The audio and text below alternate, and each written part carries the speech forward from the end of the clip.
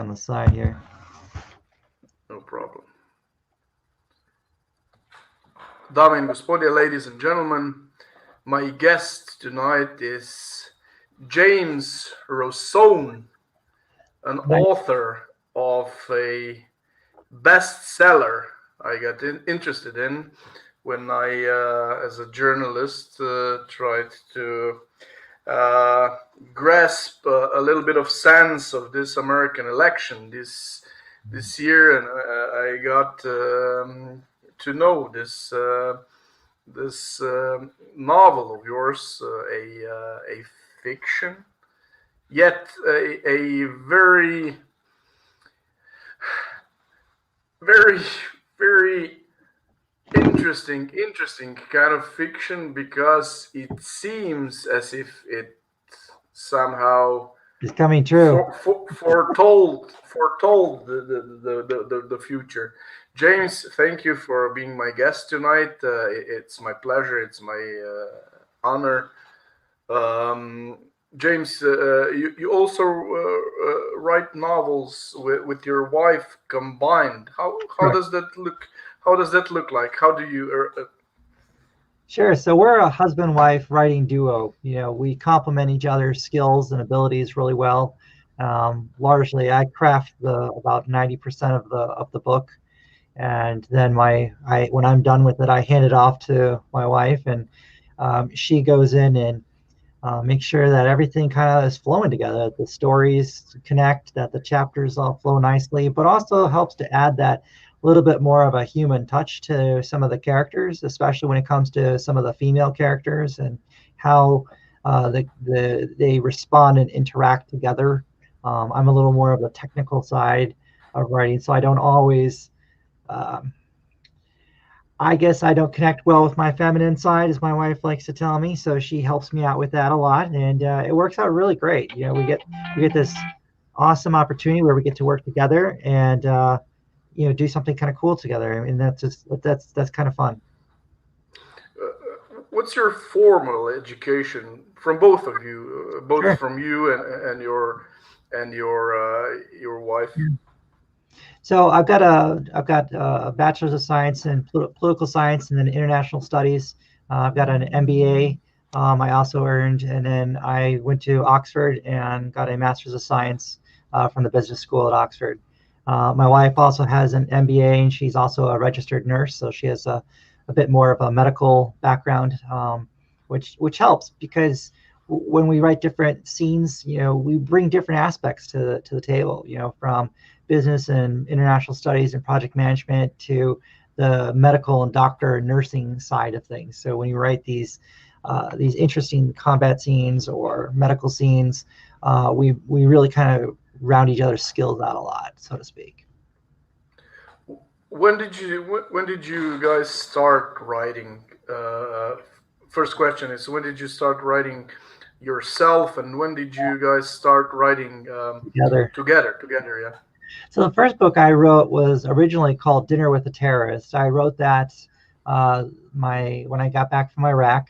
When I got out of the military, I decided to write that book, based largely on my journal that I kept when I was overseas. And we published that with a publisher. It didn't really do very much or go very well with them. We didn't know what we didn't know at the time, and it didn't sell a lot of copies. And then later on in 2015, I was talking with a counselor at the VA because I've been struggling with post-traumatic stress from my time in Iraq, and they suggested writing therapy. And so I like to read a lot of books. I typically was reading 4 to 5 books a month. I was a very prolific reader. And it was hard to find books that I liked to read, like the types of books I like to read. And my VA counselor said, well, why don't you just write the type of stuff you want to do? So it's like, sure. So for me, it started out as therapy, just, writing out stuff. It just was a way to keep my mind engaged and write out situations. And then my wife was spending a lot of time helping to edit these things. And as she was editing it, I was like, well, you're spending so much time on this. I think we should we should also have you on here. And so that was kind of the birth of putting her name on it with me, because really it's as much her book as it is mine. And we published the first one December 31st of 2015, and lo and behold, we sold like 20 copies in our debut. And then it was very slow the first 6 months, but it started to steadily pick up. And then when book 2 came out, it picked up a little bit more. And then when book 3 came out, making, I want to say, $8,000 or $9,000 that month. And we're like, oh wow, you could actually make a career out of this, self-publishing. And so then we started professionalizing it and getting more, hiring in a professional editor and working on getting better book covers and really learning marketing, digital marketing a lot better. And it just kind of took off from there. So the next several years really built it up. And then in 2017, that's when we wrote Battlefield Ukrainian, that whole Red Storm series, and that just really set us off from there. Maybe for a writer in Slovenia who wants to succeed in writing English, is there any possibility for a Slovenian guy who knows English well, who has for example, a bachelor degree from English literature or something like that?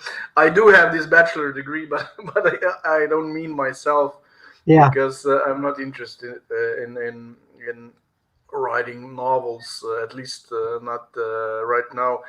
How do you do that? Do you do your marketing yourself, or how did you start publishing your books? Well, fortunately, Amazon has really opened the doors to everyone, because traditionally you had to get an agent, and then your agent, if you were lucky enough to get one, would then shop your manuscript around, and you would hope and pray that a publisher would pick it up. And 99% of the time they wouldn't. So Amazon removed all that. Now you have a book, you have a manuscript you've written, you can go ahead and you can just upload that to the Kindle Direct Publishing platform, and design your own cover, or you could hire someone to design and create a cover for you and then publish it. Now Amazon also has their Amazon marketing services. It's changed, the name's changed a little bit, but it's essentially the same thing. They have an internal marketing process that you can do with Amazon. You set a daily budget. You can either target keywords or let them do auto target, where Amazon's algorithm will try to find you the best customers and do that. So it's come a long way in the last 4 or 5 years, and it's become substantially easier for people to self-publish on Amazon, but also to learn how to market. Because you can use Facebook marketing, can be very effective if you find the right audiences and the right groups. But Amazon is also a very effective platform, because when you market something on Facebook, you got to convince that person who's on Facebook, who's not there to buy a book, to leave Facebook, to go to Amazon, to then buy your book. So you're putting more steps in the way. So anytime you can shrink the number of steps between you and a purchase, the better the chances are completing that purchase. So it's really learning a lot of the marketing on which side you want to go, whether it's with Facebook or Amazon. But honestly, we learned 90% of our marketing was learned through just watching YouTube videos on Facebook marketing and figuring out that. And once we got good at that, then we started to learn more about Amazon's marketing from a few other authors. Brian Meeks, he writes a book on understanding AMS, and that was incredibly helpful. There's another British author by the name of Mark Dawson. He runs a group called the Self-Publishing Formula, which is phenomenal. It's a paid program you join. Once you join, you've got lifetime access, and they've got just probably more than 100 hours of just different training videos on AMS ads to Facebook ads to how to write good copy. There's so much you don't know as an author, and a publisher handles all that. But when you're the publisher, you got to get smart and figure that out. And the sooner and the faster you figure it out, the more successful you're going to be, the faster you'll be. You already told us that you were a almost impulsive reader. Yeah. But when you were a child, did you read a lot? I did. I probably read more when I became a teenager, probably like 12, 13 on up. I started reading a lot more. Some of my earlier books I like to read was Harry Turtledove. He's an Australian author who writes a lot of alternate history books, usually a lot of alternate history in the United States. And I really liked that kind of writing. Was just very interesting because I always found history interesting. And he did a number of really great series on an alternate history of the U.S. of basically like the Civil War. What the Civil War had changed, had gone differently. And America had split into two countries in the 1860s. How would the world have changed and the country have changed over the next 150 years? Like how would it have changed? Where would we have gone with World War I? How would we have sided during World War II?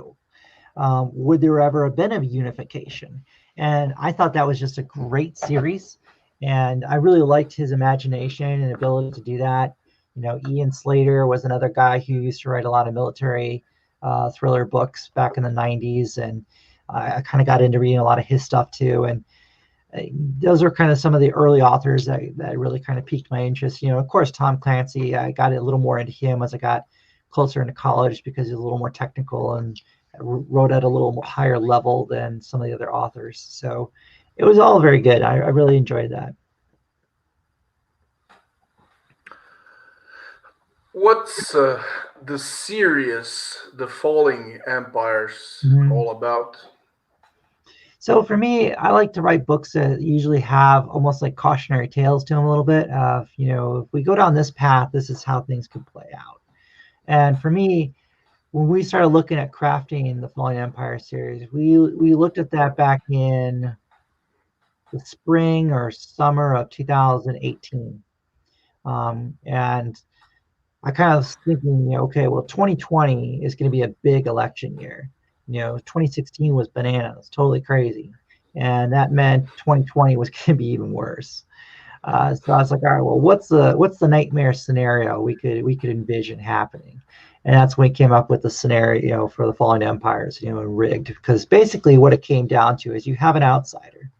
I mean, personally, I think that a lot of times world leaders are largely picked by small interest groups who generally have their fingers on the scale in a lot of different facets in different organizations. And I saw that at my time at Oxford. It's very cliquish, and there's different clubs and groups, and certain people that get into these clubs and groups ultimately become world leaders down the road.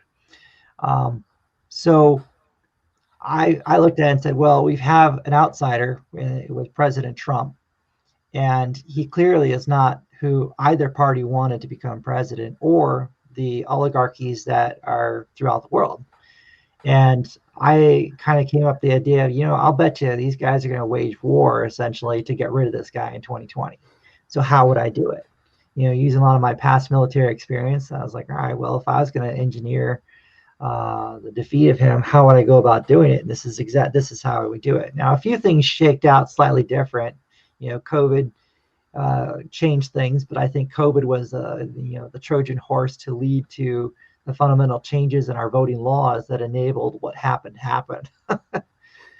personally. So, do you personally think this year's election was rigged, although Joe Biden said it was not? Well, I don't want to come outright and say it is. It's just very difficult to know beyond a doubt. There were so many irregularities and last minute changes, and then you look at the statistics and it becomes very hard to kind of believe the narrative we're being told. For instance, there was a trader who talked about Bernie Madoff, who ran the largest Ponzi scheme in the world, right? And this trader came forward and had said that this is impossible. Bernie Madoff is running a Ponzi scheme, and nobody believed him. And they're like, well, do you have proof? He's like, well, no, I don't have proof in a court of law that he's running a Ponzi scheme. But what I have is statistics. And when I look at the statistics, it's impossible for a fund manager to have these decades of consistent returns with no downturns. It's just flatlined. There's no ups, there's no downs. It's just flat. He's like, that's just impossible to happen over multiple decades. So when we saw the election happening here, you have you have the president leading by hundreds of thousands of votes going into the night, and then they shut down uh, ballot counting for the night. But they didn't shut it down. They just sent away all the observers that helped to make sure everything is done legitimately. And when they were all gone, there was just these magic dumps of ballots. Like, you'd have 200,000, 300,000 ballots would get dumped, and 92% of them would be for one candidate. And just statistically, that's not possible. Those are Hugo Chavez numbers, Vladimir Putin numbers. Those just aren't possible to get that level of a margin.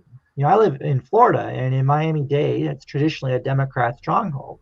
Well, even in this Democrat stronghold, Donald Trump still would get 31 to, I think he got 33%. This time around, he got 48%. But, previously Mitt Romney had gotten like 31 and George Bush had gotten 32. So there's a historical trend where it's usually around 30%. So even in the most strongly Democrat controlled area, the Republican candidate's still going to get like 30%, 32% of the vote. So for the Republican candidate in these other areas to suddenly get only 8%, 7% of the vote, it was just a statistical anomaly. And it just only happened in 4 metropolitan areas in 4 key states. And he underperformed in all the other major cities around the rest of the country compared to Clinton and Obama's 2 campaigns.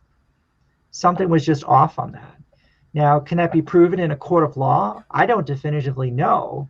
But what I can say is today and yesterday, they released a lot of the forensics evidence that they had done of the voting machines, and they are showing some very large irregularities. And it's interesting to see how it gets played out. I think what my biggest frustration, and I know the frustration of a lot of Americans right now, is that these judges are dismissing the cases without allowing the evidence to be heard. Now, maybe it is legitimate. Maybe Biden just won. Maybe that did happen. But for the sake of the country, for the sake of election integrity, I think the judges need to allow the case to be presented. They need to allow the evidence to be shown and allow the evidence to either be refuted in open court or upheld in open court. But if you're going to suppress that and deny that from even happening, you're only going to encourage lingering doubt and concern that it was rigged, that it was robbed.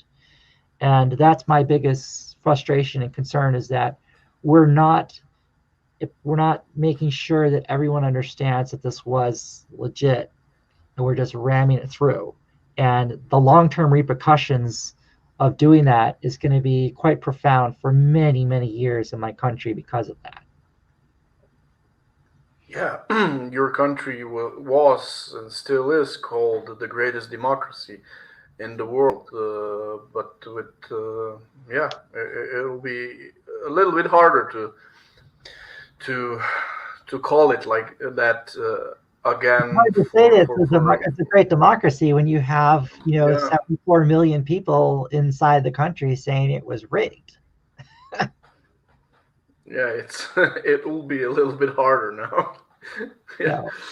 I wanted to ask you, what are your own world views and your political views, and how do they impact the way you write, about what you write, how you construct your characters? I don't want to say that. I don't like to think of myself as necessarily all in on one party or another. I pride myself in just really looking at every candidate during every race and not tying myself to one party. I've voted for Democrats in the past for president, and I voted for Republicans for president. I routinely go back and forth. For me, it's really about the issues. I look at the candidate, I say, well, do I agree with the policies the candidate is putting forward? Are these realistic policies that are going to directly impact and benefit my business and my family and the country writ large? Or are these in opposition to my core beliefs? And if they're in opposition, then obviously I don't support them.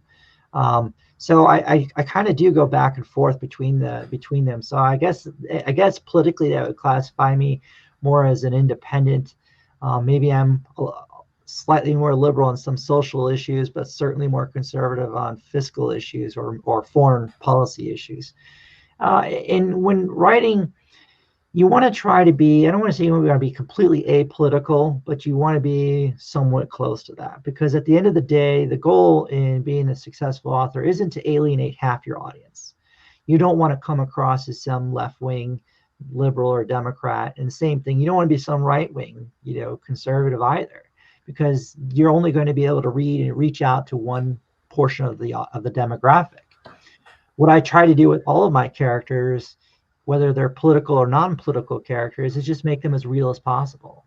So if I have a military scene that we're writing, or an espionage scene that we have, and we're dealing with Russian characters, I want them to be Russian. They got to act and think and be a Russian. Same thing with the Chinese character. They need to act, think, and be a Chinese character. And if they're a liberal or a conservative or a Green Party or a German, Dutch, I want them to really think and act and have the opinions and persuasions of those kinds of personalities and people indicative to that country or that agency. Because that's how you make real believable scenarios. That's how you make a character in the scenario you're trying to portray real, is by doing that. If you try to import your own political ideology or inklings into your character, then it's not going to necessarily fit the story. It may not necessarily be right, and it'll be out of place.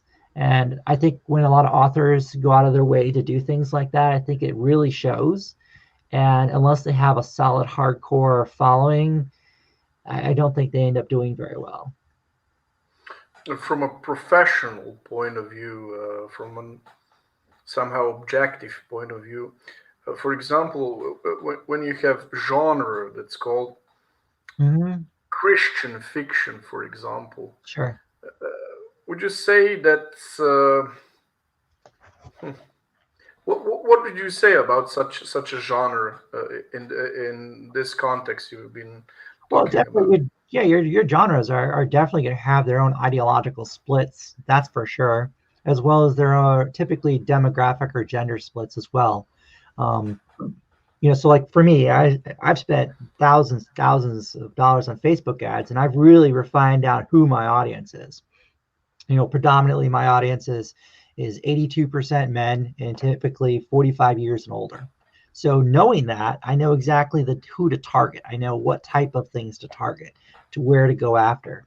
If you write romance, well, then there's a certain set of audience you need to target to go after the specific romance.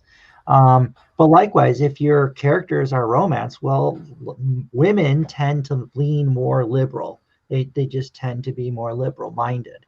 So you can get away with writing characters that tend to fit that character block more. Whereas if you're writing to older, like say 45 and above men or 65 and above age men, they're going to lean predominantly a lot more conservative. So you can be a little more conservative if that's really your audience.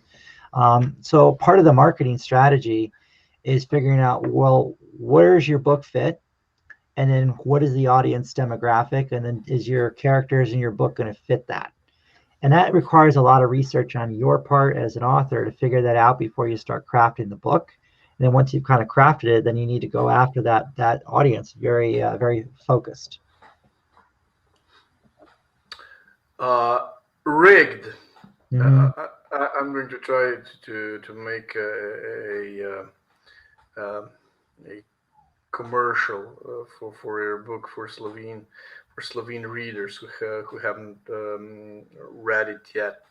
I'm going to read the depiction description on Amazon site. Who has real power? The people in the shadows behind the presidents of the world, cloaked in secrecy and loyal to their leaders, the masters of manipulation, play at an entirely different level. They pull the strings and sow the seeds of division, What is their plan? An election approaches. The new US president will change the direction of the country. The world watches as the contenders for the White House state their cases. Will this point in history after alter the course of mankind? The hidden plot must be discovered. The upheaval of a divided nation could bring it down. Will our heroes put the pieces together in time, or have too many dominoes already fallen to stop this devious trap? You'll love this storm from the headlines. Modern day thriller because it rings true. Mm-hmm. My question, was this a prediction of any sort, of any kind? And of course, you see it, but I have to ask you, do you see any resemblance, any relevance, although your book is a fiction, to the current political situation in I see America? quite a bit, unfortunately. There are some aspects that didn't happen. For instance, we really looked at terrorist attacks really kind of being an impetus for driving some of the different changes, and that really wasn't what happened. Instead of like a terrorist attack, it ultimately ended up being COVID-19, a virus. And what did the virus do? It instilled fear in the voters, and because of that fear, they were able to get people to change voting laws weeks before the election. They were able to get them to change how they were going to do it. For instance, several states now, you could cast ballots you could get a mail-in ballot without asking for one, because usually you have to ask for it. Well, now they were just mailing them out to every address. Second, you had to have been a registered voter. Well, now they don't check to see if you're a registered voter. And 2 or 3, there used to be a signature verification to make sure that if you're a registered voter, you have a signature on record that your signature on the ballot matches. Well, they did away with all that. So you're literally just getting millions of ballots being sent out and returned. There was a case in Pennsylvania. You had 1.6 million mail-in ballots, mail-in ballots were requested, but you had 2.3 million ballots returned. Well, how can you have 2.3 million ballots returned when you only had 1.6 million requested? Well, where did that extra 700,000 ballots go? Where did they come from? And lo and behold, that's the 700 some thousand votes for Joe Biden that came in to change the vote count from Trump to Biden. So there was just a lot of irregularities.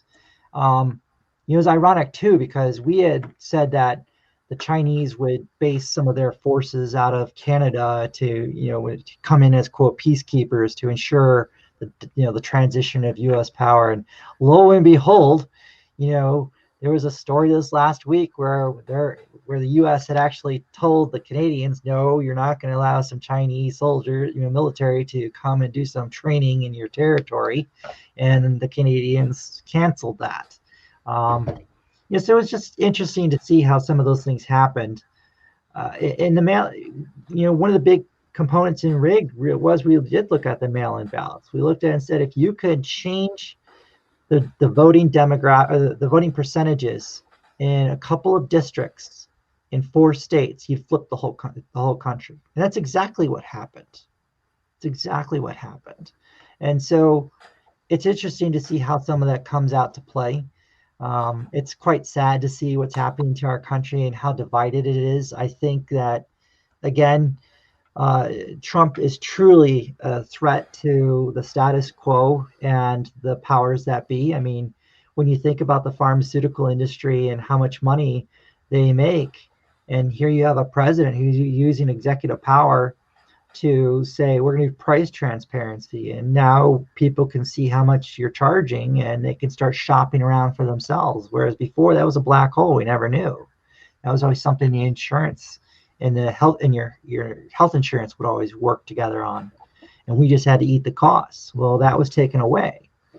You look at the defense industry, and we've been at war for 19 years. My country has. I spent 3.5 years in Iraq, and now, we have a president wanting to get us out of foreign wars. We have a president who doesn't want us involved in these things, and you're talking hundreds of billions and even trillions of dollars that is not going to be spent on that. That's a terrible thing. And so you have all these facets that he's upended, and people aren't happy about that. They don't like being challenged, you know. So it's interesting. So let's see. You got your question here. Yeah. Who do you think Amer- Who do you think American invasion of Iraq benefits the most? Do you think Iraq war was a mistake or was it justified? You know, that is such a tough question of whether it was justified or not. I'm of the mind that once you break something, you have to fix it. Um, should we have invaded? No, because at the time, the intelligence we had was faulty, but nobody was willing to say it was faulty, and the media was just as complicit and going along with it. And instead of making sure you have multiple sources telling you the same information, we had one guy. And one guy was feeding the same information to the Germans, the French, the British, the Americans. And then they're like, oh, well, I guess if all 5 countries are saying this is true, it must be true. What they didn't know is it was the same guy telling all the countries the exact same information. Um, so should we have invaded? No, it was a bad premise, bad intelligence, and whatnot. Now, once we were there, we broke the country. We should have stayed and fixed it and make sure it was a proper functioning government and country before we left. And that was a failing on the Obama administration and Joe Biden largely because they wanted to just get out right away. And they left no advisors, no trainers, no nothing to continue to ensure democracy took root and the military stayed strong and proficient. And as a consequence, ISIS formed. And then we ended up with, what was it, 11 years of ISIS or 10, 9 years of ISIS and dealing with ISIS and millions of people being killed and displaced and just a complete, absolute disaster. Um, so, no, it probably wasn't the best decision in the world, but us soldiers don't get to pick where we get to go fight. We just have to go where they tell us. Uh, you're an American, and I only uh, can speculate about what was happening in the 90s when I was still a very young person, not so interested in politics, especially in American politics. Yet I remember that European leftists used to say that both American parties were actually neoliberal. Mm-hmm. There are not many differences amongst two biggest Yeah. American parties, and I do remember that for example, whatever you think about Bill Clinton and the Clintons and so forth, that the Democrats from the 90s were still didn't sound like lunatics. No, they did. Uh, Yeah, they did. They sounded great. The Democrat Party of the 90s wouldn't even is unrecognizable compared to the Democrat Party of today. I mean, back then, I voted for Bill Clinton at the time because I liked him over Bob Dole in '96. I thought I liked their policies. I liked what they were doing, but their entire positions just morphed and changed. When President Obama, he came in with this whole hope and change, and I really believed that maybe this was going to be something new and good, but it just brought in an era of radicalization of the party. And instead of trying to work together for the good of everyone, we became a party of what's good for us and not for anyone. It was about us and not trying to find consensus, because you want to find that middle road. There's somewhere in the middle is the right answer. It's not on the right, it's not on the left, it's somewhere in the middle. But now the parties are so far apart they can't even work together, and because they can't work together, nothing gets done. Or when things do get done, they get done to such a far extreme to one side or the other that it alienates half the country. And that's been a real tough challenge right now. would you say that the similar change occurred in the so-called mainstream media like Yes, CNN and so forth? absolutely. I Well, remember they wouldn't yell fascists at the Republic. Okay, they would, but not as much as they did yell at Donald Trump. Well, all right. So what happened is really a lot of this actually stems from the tech sector, the tech industry, social media. People started deriving more and more of their news and information from Twitter and Instagram and Facebook and YouTube and things like that. And what happened was you got monetization when you had more views or more clicks and things like that. So what the news industry did is they started to make sensationalized headlines to draw people in. And then Facebook made it easy for people to form groups that essentially create groupthink, where I only hear an opinion that I agree with, that I like. And I never hear an agreement or something that I don't like. I never hear an argument that I don't like, or I'm never around people that disagree with me. And what that did was it tribalized us. It put us into our own little tunnels, our own little tranches of people. And the news cycle continued to then feed and cater to that. So CNN and MSNBC said, well, we're just going to be the far left. We'll just be America's version of Soviet Pravda. And they fed to that audience. And then Fox News tried to be a little more middle of the road, but they also kind of catered a little more to the right. And then from there, the online media just took over, the alternate news. And next thing you know, you've got your far left, your center, your right, your far right, and just kind of splintered like that. And everyone just started falling in their little buckets. And now nobody interacts with each other. You don't have Republicans and Democrats being friends. You don't have them playing football together or baseball or whatever. They're all tribalized. And it's groupthink. And now we're one nation, but we're many people instead of being one nation, one people. One of your questioners one of your people asked a question about balkanization. And unfortunately, I think that's exactly where we're headed. If not soon, then definitely within the next decade. No way it'll be more than two, because people are so tribalized. We've lost our ability to agree to disagree and still be friends. We compromise is a dirty word. We can't just say, all right, you really want this, I really want this. How about we give each other what we want and let's call it a deal? We used to have win-win situations. Now it's win-lose. It's all or nothing. And that's just wrong. You can't do that. You can't govern a country like that. Not if you want to be a democracy. You can govern a country like that if you're a dictatorship or a one-party system, because then it's just whatever the leader wants, the leader gets. But that's not how our country's been set up.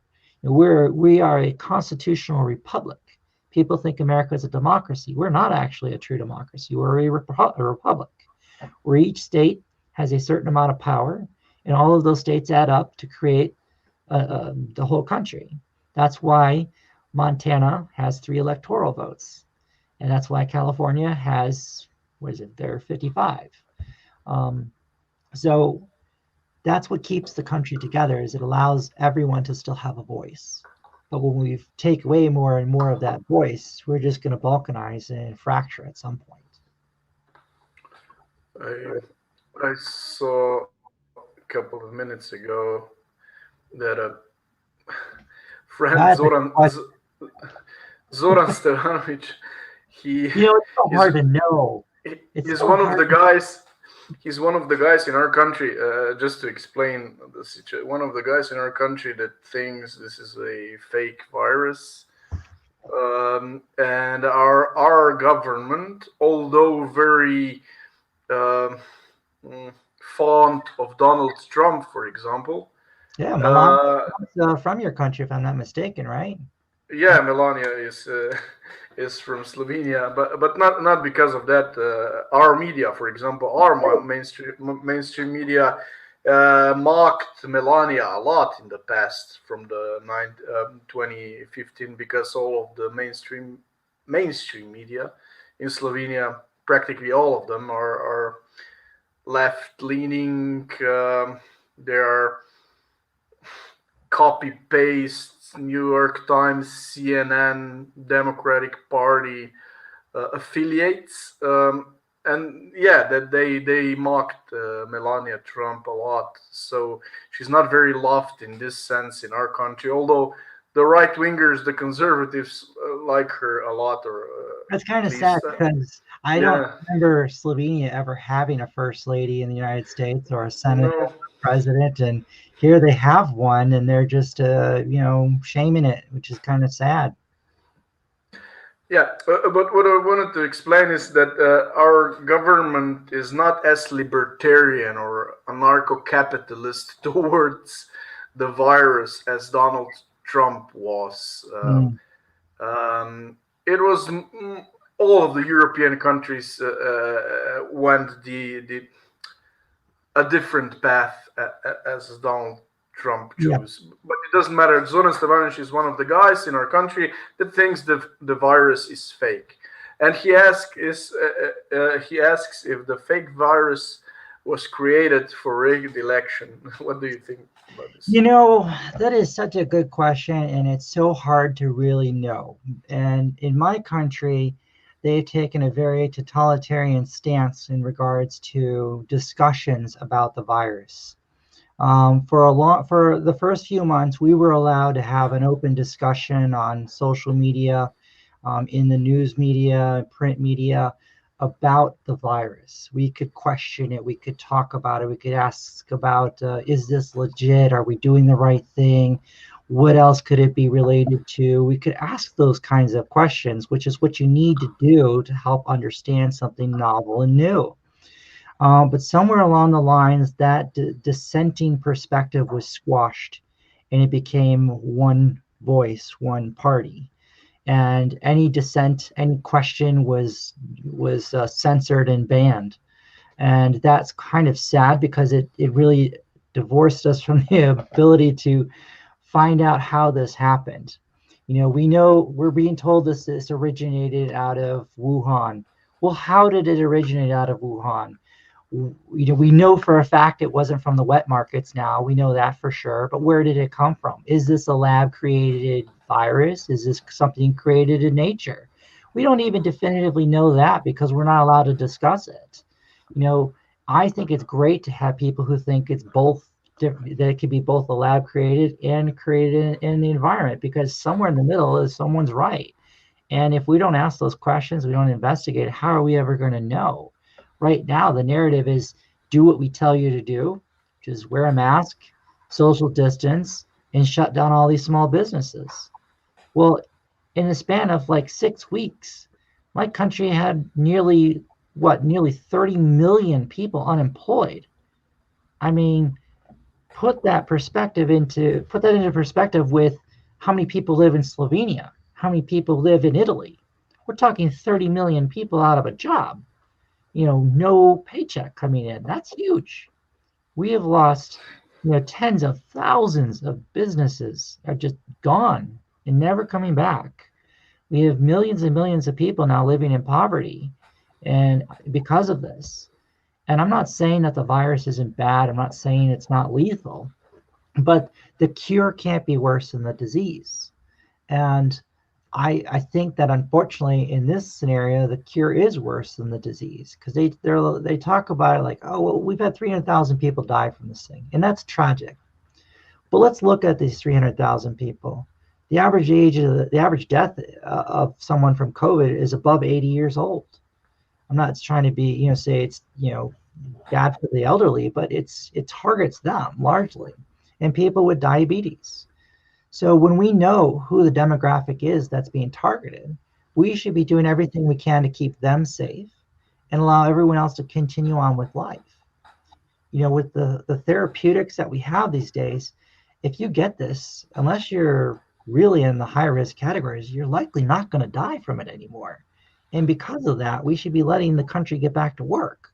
People need to earn a living, and kids need to go to school, and we just can't stay in perpetual lockdown. It's not good for people to stay like that. We are social creatures. You isolate everyone in a country, you're going to only cause a lot of social problems. Yeah. See, Zoran is joking with me. See, Alex Guest agrees with me. Yeah, I know. So this is the main difference between American right wing and European governments, even right wing or center to the right and so forth. Yeah, Europe chose the totally different path. But Um, they're no better for it. I mean, you guys have uh, been in utter lockdown for months and months and months, and the virus still came back. It didn't matter. It didn't matter that you were in lockdown for months. It didn't matter that you wore face masks and shut everything down. As soon as you reopened, the virus came back. The question we need to look at is not how many people are getting infected every day. We need to look at, well, what is the number of people that are infected that are dying? And then what are the number of people that are recovering? That's really what's important. It doesn't matter if 100 million people are infected tomorrow. What matters is how many people are actually dying in comparison to the number of infected, and then in comparison to the number of the general population. For instance, in my country, since we've had this thing called Roe v. Wade, which is the legalization of abortion. well, Well, we have 2,600, a little over 2,600 abortions performed in my country every single day. We don't bat an eye over the fact that, we've had upwards of 66, I think it's 64 million abortions committed in 40 years in my country. What's 60 million unborn children that aren't here today anymore? But nobody thinks that that's a big deal. But we're going to shut down an entire country over a few 100,000 people dying from COVID. yeah, It's off balance. It's just I, there's no perspective. I agree that from this perspective, it's not it's illogical. It doesn't make sense if you're for abortion and then yeah, it's very complex. I agree. I agree. Yet in Slovenia, for example, the left wing acted the same way as the left wing in America. They acted only to uh, to make the right wing government look bad. For It's example, about power. It's just about power. it's just about power. Yeah, I agree. Yeah. Uh, what do you think about the vaccine? Will it help? Will it save the world from the virus and from the lockdowns? Will the people take the vaccine? One can hope it will, but at the end of the day, I honestly don't know because so they say the vaccine is relatively safe and has a high effectiveness, and that's probably true. I mean, maybe it is. I think we'll know in another 3 months once they've given several million people the vaccine how safe it ultimately is if they all start getting sick again or whatever. Um, you know, the challenge that if Joe Biden ultimately does end up being sworn in as president, the challenge Biden is going to have is how do you remove the fear of the virus, because the media and the Democrat Party spent 10 months essentially saying COVID-19 is like Ebola. If you get this thing, you're going to die. Well, after 10 months of just pounding it into people's head that you're going to die if you get this, how do you now tell people it's okay to come out? How do you tell people that it's okay to return to normal? Because now they're saying that even if you get the vaccine, you're still going to have to wear a face mask for like the next 2 years, the next year to 2 years. It's like, well, if I got a vaccine, why do I have to wear a face mask for another year or two? Is the vaccine not safe? Does it not work? I mean, if it works, then surely I don't need this thing anymore. That's why you get a vaccine. Um, so those are some of the lingering questions they're going to have is how do you get the economy to return to normal, to become successful, for people to get jobs and make money and go on with life when you convince them they're going to die from this virus? That's going to be hard to unbrainwash people from that. That's not going to be done overnight. So I'm curious to see their newfound strategy of how they're going to, unwind the genie that they have unleashed on everyone. Is there are there any different scenarios for your next novel, of Yeah. whether Joe Biden wins or Uh, Trump remains the president? yeah, our next novel we're working on is called The Monroe Doctrine. And really what we're looking at is, again, China, um, and how they're using something called their Belt and Road Initiative to further infiltrate the West and become the new global dominant superpower. Because what China will do oftentimes is come in with their Belt and Road Initiative, and they'll provide billions of dollars to, say, modernize a port or to build a bunch of railroads or improve your airport. But in exchange, they take a 51% ownership stake in the infrastructure. Well, when China owns 51% of your only two ports and your railroads, you don't really have a lot of sovereign autonomy anymore because the Chinese can just simply shut it down. So this is part of their plan to really control and manipulate a lot of countries or strategic countries around the world, is by getting in there and being able to take over the infrastructure. And so in our next series, we're looking at how the Chinese are going to challenge the United States in the Monroe Doctrine. And our Monroe Doctrine came out, back in the 1800s, basically saying that no foreign powers will operate with military or economic undue influence in our hemisphere, in the northern and southern hemisphere. And so we're looking and saying the Chinese are going to come in and they're going to set up shop in Cuba and Venezuela and El Salvador and try to create that little triangle right there. And it's going to test the American resolve of, are we going to challenge them? And then to further add some more mystery to that whole thing is China has been ahead of the United States for probably a decade when it comes to machine learning and artificial intelligence. And how is that going to revolutionize and change warfare? Because AIs can look at situations and develop strategies faster than we can. They can absorb more information and then devise how to win and defeat the enemy. It's very similar to how machine learning with chess, how the chess can play against each other faster and faster and faster. Well, AI can help a battlefield commander make a better decision on how to implement his forces to subdue an enemy. And then when you couple AI with drone technology, how an AI can now control drones and use these drones to carry out more effective attacks than a human operator can. It's going to create quite an interesting battle space for the future. And so our next big series, the Monroe Doctrine, is really going to look at that aspect. How is China integrating drones, artificial intelligence, and their Belt and Road Initiative to supplant the United States as the dominant superpower, but also replace NATO and really just essentially dominate the world in the fashion and way that they want it to be. Okay, to the audience, go read the Falling Empires series. Go read Rigged, and to our guest, our dear guest James, any final thoughts? Just try to go with the flow, man. That's all I can tell you is just try to. They have a saying in the military, semper gumby. Just go with the flow, stay nimble, and keep your heads on a swivel as to what's going on next. James, thank you for visiting me. Thank you for accepting my invitation. It was an honor. I wish you all the success with your future books, with your work, also to your wife and to your family. And have a good day, good evening, and good night to all the audience that watched our interview. Thank you, James. You too. Thank you for having me on. Talk with you guys later. Bye.